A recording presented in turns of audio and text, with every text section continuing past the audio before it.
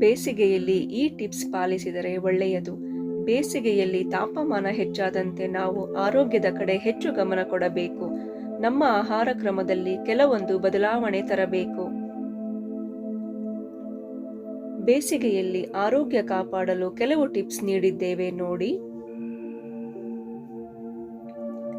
ಹಣೆಗೆ ಒದ್ದೆ ಬಟ್ಟೆ ಇಡುವುದು. ಸೆಕೆ ತುಂಬಾ ಜಾಸ್ತಿಯಾದಾಗ ಒಂದು ಚಿಕ್ಕ ಬಟ್ಟೆ ತುಂಡನ್ನು ಒದ್ದೆ ಮಾಡಿ ಹಣೆಗೆ ಇಡುವುದರಿಂದ ದೇಹ ಕೂಲಾಗುವುದು.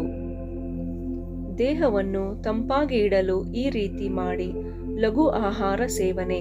ಬೇಸಿಗೆಯಲ್ಲಿ ಲಘು ಆಹಾರ ಕ್ರಮ ಒಳ್ಳೆಯದು. ಅದರಲ್ಲೂ ಹಣ್ಣುಗಳನ್ನು ಹೆಚ್ಚಾಗಿ ಸೇವಿಸಿ. ಹೊಟ್ಟೆ ತುಂಬಾ ತಿನ್ನುವ ಬದಲು ಸ್ವಲ್ಪ ಸ್ವಲ್ಪ ಆಹಾರವನ್ನು ಆಗಾಗ ತಿನ್ನಿ. ಸಲಾಡ್ ದೇಹವನ್ನು ತಂಪಾಗಿ ಇಡಲು ಸಹಾಯ ಮಾಡುತ್ತದೆ.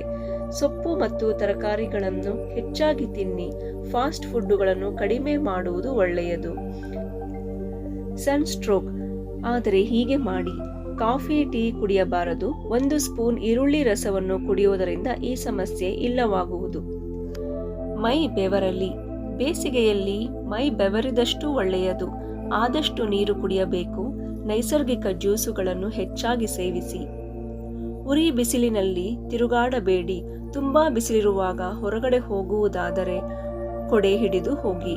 ಹೊಲ ಗದ್ದೆ ತೋಟ ಹೀಗೆ ಬಿಸಿಲಿನಲ್ಲಿ ಕೆಲಸ ಮಾಡುವವರು ಮುಂಜಾನೆ ಹಾಗೂ 3 ಗಂಟೆಯ ಬಳಿಕ ಕೆಲಸ ಮಾಡಿದರೆ ಒಳ್ಳೆಯದು. ಮಾಂಸಾಹಾರಿಗಳೇ, ಕೆಂಪು ಮಾಂಸವನ್ನು ತಿನ್ನುವುದನ್ನು ಕಮ್ಮಿ ಮಾಡಿ.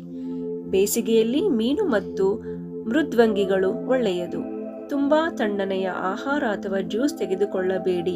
ಬೇಸಿಗೆಯಲ್ಲಿ ಐಸ್ ಕ್ರೀಮ್, ಫ್ರಿಡ್ಜ್ನಲ್ಲಿಟ್ಟ ಜ್ಯೂಸ್ ಅಥವಾ ನೀರು ಕುಡಿಯಲು ಹಿತ ಅನಿಸಿದರೂ ಬಾಯಾರಿಕೆ ನೀಗುವುದಿಲ್ಲ. ಈ ಸಮಯದಲ್ಲಿ ಮಜ್ಜಿಗೆ, ಫ್ರಿಡ್ಜ್ನಲ್ಲಿ ಇಡದ ಶುದ್ಧ ನೀರು, ಫ್ರೆಶ್ ಜ್ಯೂಸ್ ಇವುಗಳನ್ನು ಸೇವಿಸುವುದರಿಂದ ಬಾಯಾರಿಕೆ ಕಡಿಮೆಯಾಗುವುದು.